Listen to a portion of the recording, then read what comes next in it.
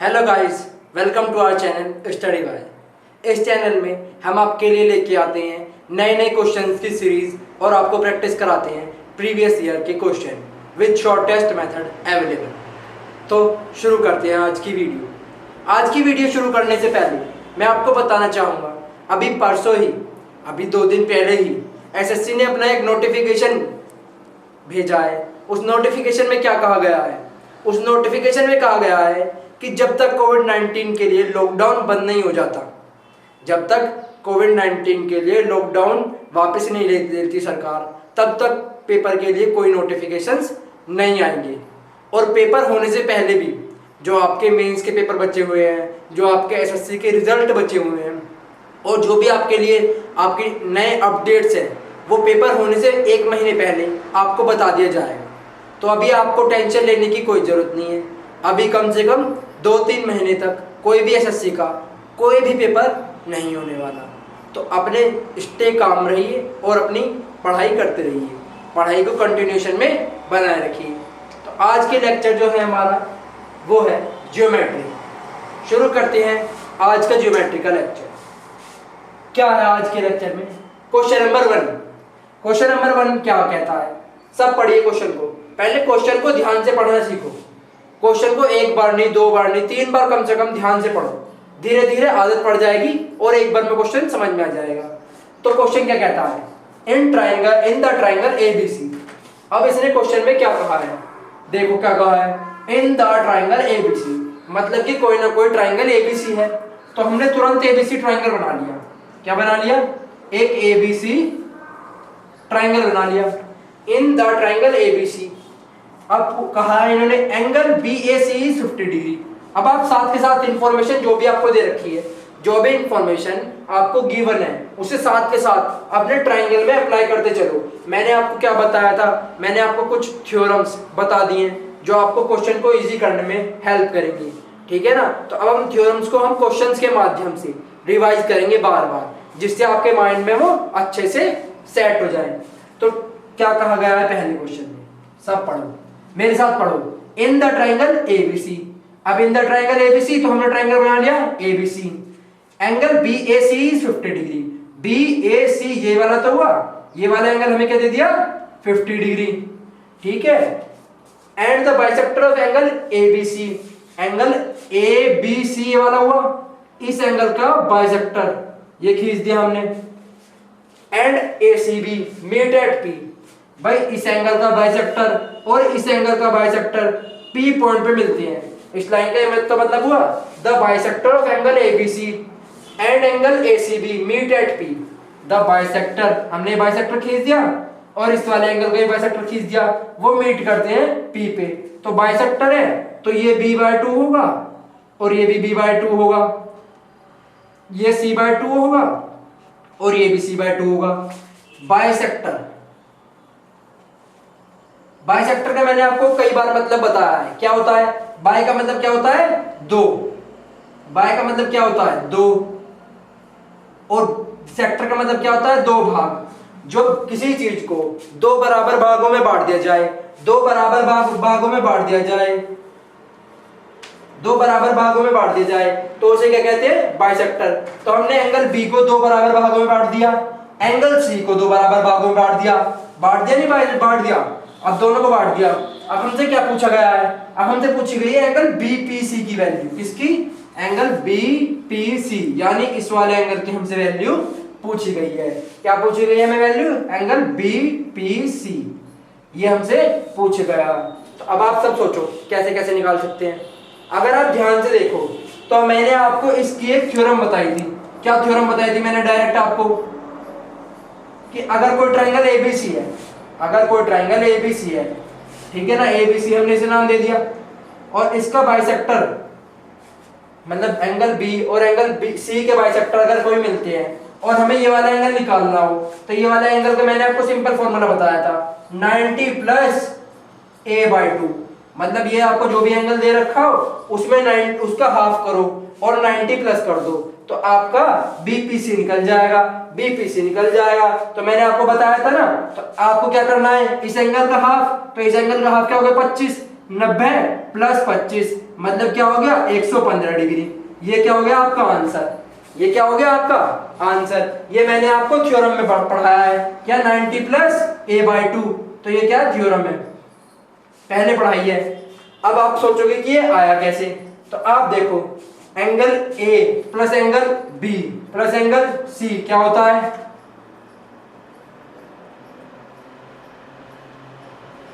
180 degree होता है ना।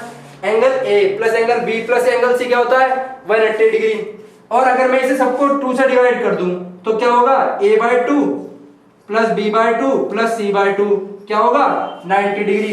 भाई यही तो होगा। और अगर मैं इस a/2 को उधर ले जाऊं तो b/2 प्लस c/2 क्या हो जाएगा 90 माइनस a/2, 90 माइनस a/2 तो हो जाएगा। तो अगर आप इस वाले ट्रायंगल की बात करो, अब BPC की, BPC ट्रायंगल की बात करो, तो हमें क्या निकालना है BPC। तो ट्रायंगल BPC में angle BPC plus angle b/2 plus angle c/2, ये तो होगा, ये 180 डिग्री होगा। भाई यही तो होगा। भाई ये वाला ट्रायंगल तो था एंगल AB, ट्रायंगल ABC, ये वाला ट्रायंगल ABC था। तो ट्रायंगल के तीनों एंगल का सम क्या होता है 180 डिग्री। कर दिया हमने 180 डिग्री। अब अगर हम उसे आधा आधा बांटेंगे तो 180 का आधा भी तो 90 हो जाएगा। ऐसे ही अगर हम b/2 और c/2 की वैल्यू निकालेंगे तो a/2 उधर चला जाएगा माइनस में, तो हमारी b/2 और c/2 की वैल्यू क्या आ गई, ये आ गई, नहीं आ गई है। अब हमने क्या करा, अब छोटे वाला ट्रायंगल ले लिया। क्या ले लिया, छोटे वाला ट्रायंगल ले लिया। अब छोटे वाला ट्रायंगल लिया तो इसके भी तो तीनों एंगल का सम क्या होगा 180 डिग्री। तो वही तो हमने लिखा है b/2 plus c/2 plus angle BPC, वो हमने लिख दिया 180 डिग्री। अब b/2 और c/2 का आपको हमने बता रखा है ये 90 माइनस a/2, भाई ये तो है दो, इसे यहां पुट कर दिया। Angle BPC plus 90 minus a/2 equal to 180 degree. तो अब ये वाला पार्ट उधर चला जाएगा क्योंकि आपको क्या निकालना है एंगल BPC। एंगल BPC की वैल्यू क्या आ गई 90 प्लस a/2, यही तो आई एंगल BPC की वैल्यू क्या आई 90 प्लस a/2। तो ये मैंने थ्योरम आपको प्रूव भी करवा दी। मैं कह रहा था ना साथ साथ क्वेश्चन में थ्योरम्स प्रूव भी करा दूंगा, तो ये मैंने क्या करा दिया आपको, थ्योरम प्रूव भी करा दी कि अगर कोई ट्रायंगल है, ये थ्योरम है आपकी, अगर कोई ट्रायंगल दे रखा है आपको ABC और आपसे b/2 मतलब ये एंगल B को और एंगल C को एंगल बाइसेक्टर से काट दिया गया हो और वो P पॉइंट पे मिलती हो जाके, तो जो BPC एंगल बनेगा, मतलब जो P एंगल ये वाला बनेगा, जो एंगल P बनेगा वो क्या होगा, वो एंगल P होगा 90 प्लस ऊपर वाले एंगल का आधा, 90 डिग्री प्लस ऊपर वाले एंगल का आधा। ठीक है ना, ये डायरेक्ट आपका आंसर था। डायरेक्ट आंसर कैसे आ गया 90 प्लस ऊपर वाले एंगल का आधा। तो इस टाइप के क्वेश्चन ऐसे होंगे। अगर आपको ये ट्रायंगल दे रखा है, ये ऊपर वाला एंगल दे रखा है, ये वाला निकालना है, लेकिन ये तभी होगा जब ये दोनों एंगल बाइसेक्टर से आधे आधे बटे हुए होंगे। जब ये b/2 होगा और ये c/2 होगा तभी होगा ये 90 प्लस ऊपर वाले एंगल का आधा आंसर। ठीक है ना, ये मैंने आपको थ्योरम भी प्रूव कर दी इसमें। ओके, चलते क्वेश्चन नंबर 2 पे।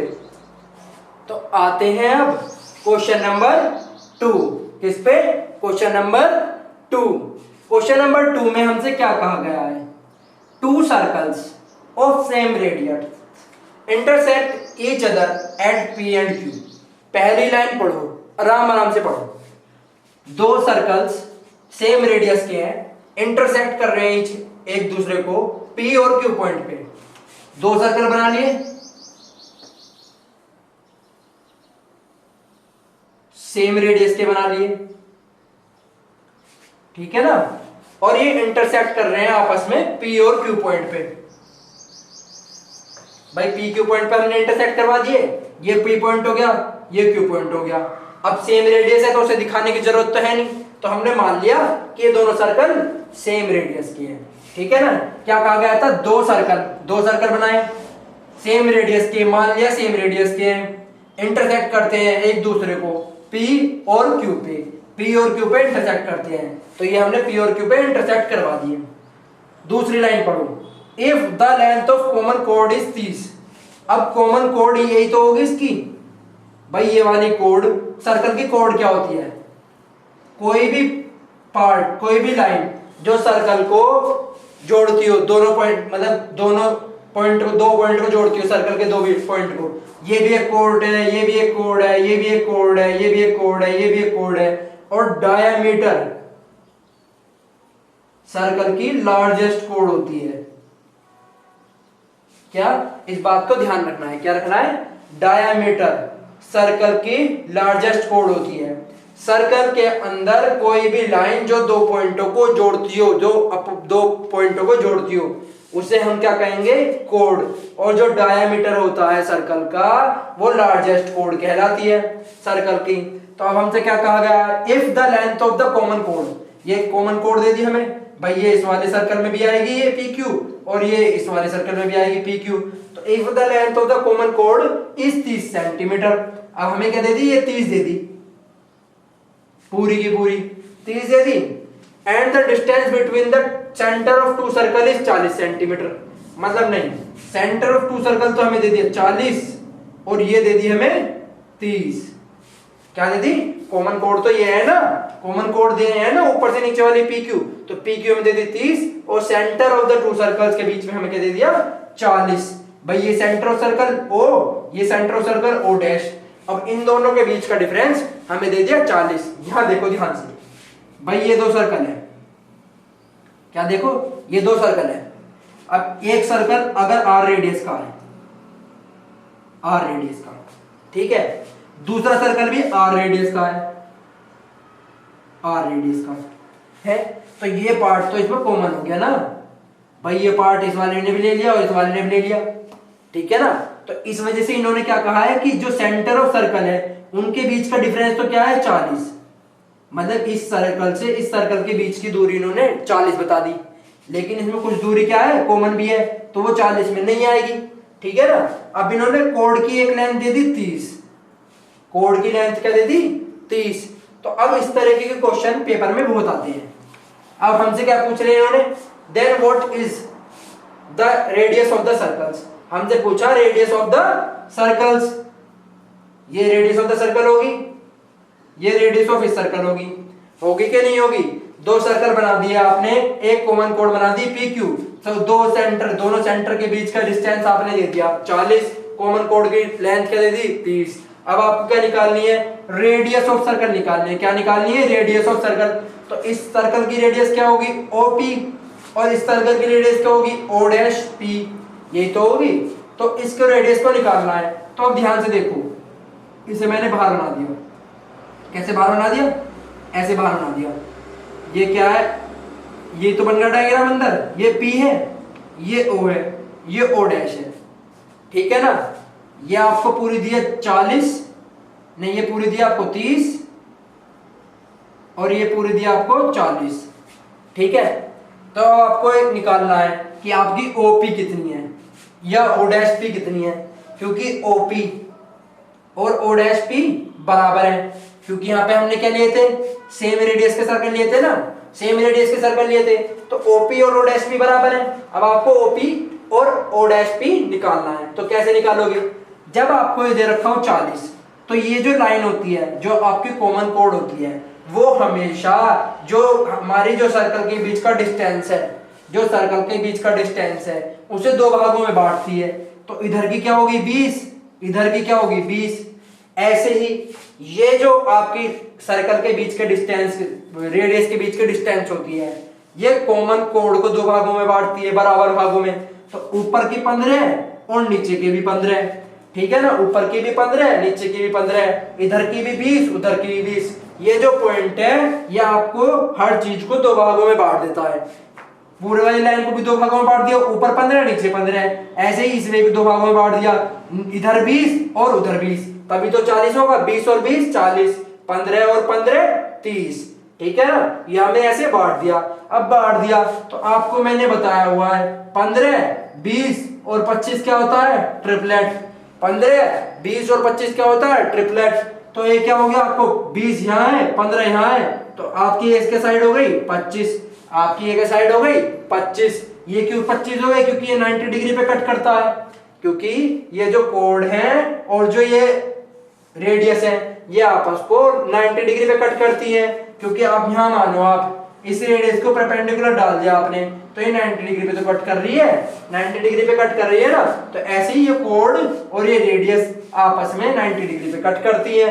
तो अब ये 15 है, ये 20 है, तो इधर तो 25 आएगा ही, 25 और देख लो, अगर आप इसे काटो 5 दिए 15, 5 चौक 20 और 5 पंजे 25। ये तो मैंने आपको बताया है ट्रिपलेट 3 4 5 का मैंने सबसे पहला ट्रिपलेट बताया था, 3 4 5।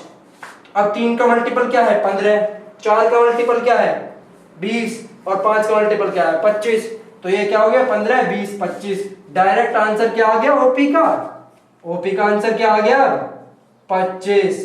तो ओ डैश पी और ओपी बराबर है, तो ये क्या आ गई आपकी रेडियस 25। रेडियस क्या आ गई आपकी 25। क्या करा हमने अब तक? हमने क्या करा? ध्यान से दोबारा सुनो भाई। ये फिगर सबको समझ में आ गई? ये फिगर कैसे बनी? फिर क्या करना है, जो आपको ये दे रखी हो दोनों सेंटर के बीच का डिस्टेंस उसे आधा कर दो, जो कोड की लेंथ दे रखी हो उसे आधा कर दो, और क्या लगा दो? पाइथागोरस थ्योरम लगा दो। या तो फिर आपको ट्रिपलेट याद होगी, ट्रिपलेट से क्वेश्चन हो जाएगा, ठीक है ना। पाइथागोरस थ्योरम लगा दो, ट्रिपलेट का मतलब वही है जिसमें पाइथागोरस थ्योरम लगती हो।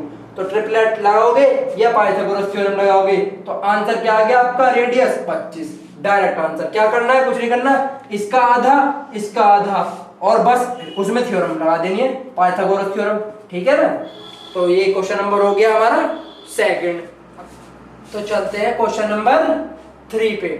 क्वेश्चन नंबर 3 पे, क्वेश्चन नंबर 3 में हमें क्या कहा गया है? क्वेश्चन नंबर 3 में हमें दिया गया है ये फिगर, ये सबको दिख रहा है एक सर्कल, ठीक है ना, ये सर्कल है और PQ एक कोड है, PQ एक कोड है और MN एक टेंजेंट है, MN एक टेंजेंट है। सबको पता है ना, जो सर्कल के बाहर से जाती है वो होती है टेंजेंट, और जो सर्कल के अंदर से जाती है वो क्या होती है? कोड। जो सर्कल के अंदर रहती है वो होती है कोड, जो बाहर जाती है वो टेंजेंट, और जो अंदर बाहर दोनों से जाती है उसे कहते हैं सीकेंट। क्या कहते हैं? सीकेंट। जो अंदर और बाहर दोनों से जाती है उसे क्या कहते हैं? सीकेंट, ठीक है ना। जो बाहर बाहर वो टेंजेंट, जो अंदर वो कोड, जो अंदर बाहर दोनों वो सीकेंट, ठीक है ना। इन सब के मैंने आपको नाम दोबारा कंफ्यूजन से हटा दिया आपके। अब आपको क्या दिया गया है? ये आपको पी की कोड दी गई है, पी आर भी कोड दी गई है, आर क्यू भी कोड दी गई है, एम एन एक टेंजेंट दी गई है, एक एंगल दे दिया गया आपको क्यू आर एन 40 डिग्री। क्या दे दिया गया? Q R N 40 degree.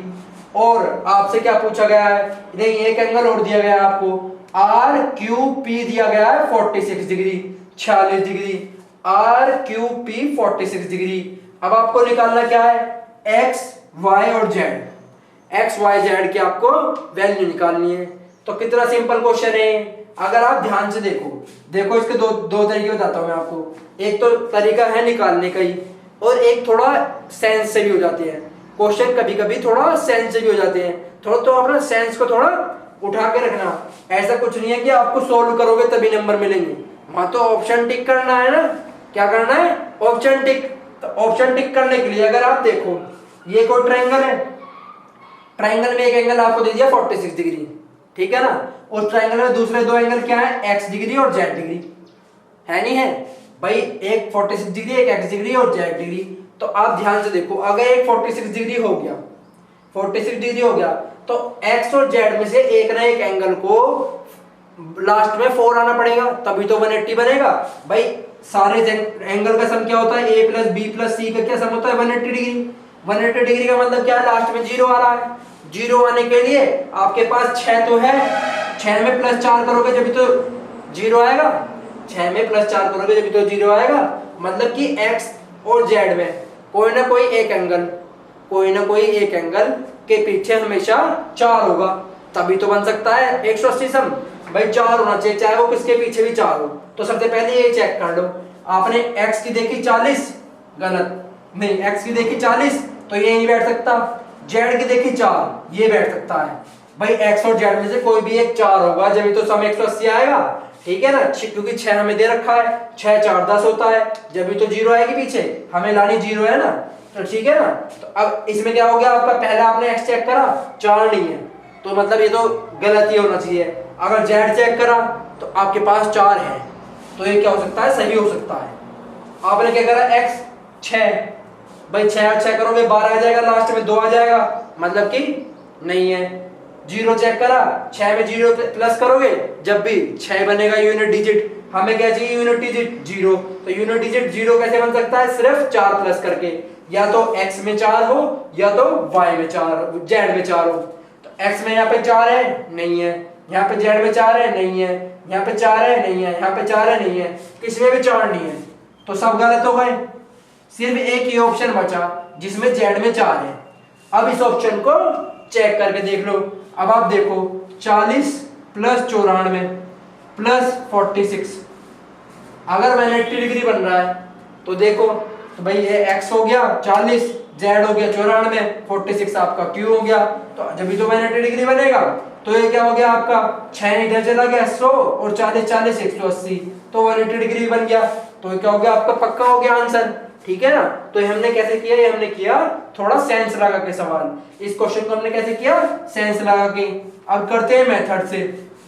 तो मेथड से कैसे करेंगे, आपको पता होगा कि अगर कोई सर्कल है, अगर कोई सर्कल है, ठीक है ना, और उस सर्कल पे कोई टेंजेंट जा रही है, ठीक है, उस सर्कल पे कोई टेंजेंट जा रही है और एक कोड उस टेंजेंट पे मिल रही है, ठीक है, तो मतलब इस टेंजेंट और इस कोड के बीच का जो एंगल थीटा होगा, जो माइनर आर्क में एंगल थीटा होगा इस टेंजेंट और कोड के बीच का, वही उस कोड द्वारा बनाए गए एंगल थीटा के बराबर होगा मेजर आर्क में।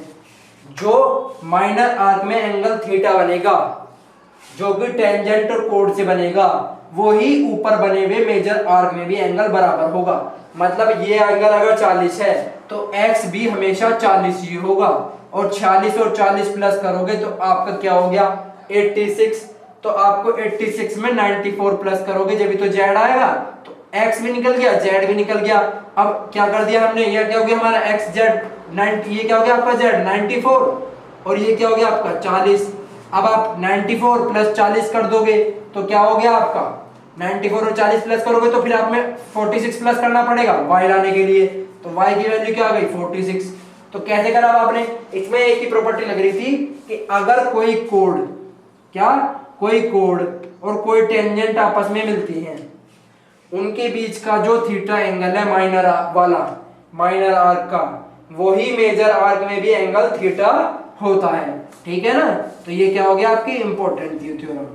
तो हमने ये साइंस से भी करके दिखाया आपको और आपको थ्योरम से भी करके दिखाया, ये थ्योरम है, याद रखना इसे, ठीक है ना। ओके, चलते हैं क्वेश्चन नंबर 4 पे, चलते हैं क्वेश्चन नंबर 4 पे। क्वेश्चन नंबर 4 में हमें क्या दिया गया है, पढ़ो क्वेश्चन ध्यान से, ध्यान से आराम आराम से पूरा क्वेश्चन पढ़ो। क्या पढ़ा, in triangle A P Q are, triangle बना लिया पी क्यू आर, क्या बन गया हमारा ट्राइंगल पी क्यू आर, ये हमारा बन गया ट्राइंगल पी क्यू आर। अब हमें क्या कहा गया है, angle R is 54 degree, angle R हमने 54 डिग्री ले लिया, ले लिया, बाहर लिख लो इसे, अंदर पहुंच जाती है 54 डिग्री। अब क्या कहा गया हमसे, मैंने इस साइन को बताया था, इस साइन को क्या कहते हैं परपेंडिकुलर। परपेंडिकुलर का मतलब क्या होता है 90 डिग्री, परपेंडिकुलर का मतलब क्या होता है 90 डिग्री। तो the perpendicular bisector of P Q, P Q का परपेंडिकुलर बाइसेक्टर, मतलब कि परपेंडिकुलर बाइसेक्टर पी क्यू का, मतलब एक पॉइंट है, इस पर कोई परपेंडिकुलर बाइसेक्टर है पी क्यू का एट एस, इस पॉइंट को हमने नाम दे दिया एस, इस पर कोई परपेंडिकुलर बाइसेक्टर खिंचा हुआ है, वो हमें क्या याद रखना है, याद रखना है कि इस पॉइंट पे एस पे कोई परपेंडिकुलर बाइसेक्टर खिंचा हुआ है, मतलब कोई लाइन खिंची हुई है, वो लाइन 90 डिग्री पे खिंची हुई है। तो 90 डिग्री पे खिंची हुई है, तो आगे बढ़ते हैं क्वेश्चन को। Meet Q R at 20। अब वो क्यू आर लाइन पे टी पॉइंट पे मिलती है, मतलब इस पे जो परपेंडिकुलर खिंचा हुआ था वो इस लाइन पे टी पॉइंट पे मिलता है। इन्होंने ये तो कहा है the perpendicular bisector of P Q, P Q का परपेंडिकुलर बाइसेक्टर। बाइसेक्टर का मतलब क्या हुआ, ये लाइन इस लाइन के बराबर है। बाइसेक्टर का मैंने क्या बात बताया था, दो भागों में बांटता है, दो बराबर भागों में बांटता है। बाइसेक्टर का मतलब क्या होता है, दो बराबर भागों में बांटता है। हमने बराबर भागों में बांट दिया पी क्यू को एस पॉइंट से। अब इस एस पॉइंट पे जो परपेंडिकुलर बाइसेक्टर पड़ा हुआ है, मतलब ये एंगल क्या हो गया 90 डिग्री और ये एंगल भी क्या हो गया 90 डिग्री। भाई ये तो पड़ा हुआ है परपेंडिकुलर बाइसेक्टर। ये परपेंडिकुलर बाइसेक्टर मीट करता है क्यू आर को एट टी पे, क्यू आर को टी पे मीट करता है। करवा दिया। फिगर का ध्यान से बनना बहुत जरूरी है, ये फिगर बनना ही सबसे ज्यादा इंपॉर्टेंट है। फिगर बन जाती है तो क्वेश्चन हो जाता है, वरना तो फिगर गलत बन गई तो दिक्कत हो गई, क्वेश्चन ही नहीं समझ में आएगा। फिर क्या हुआ, हमें क्या कहा गया, if T P are is 46, T P,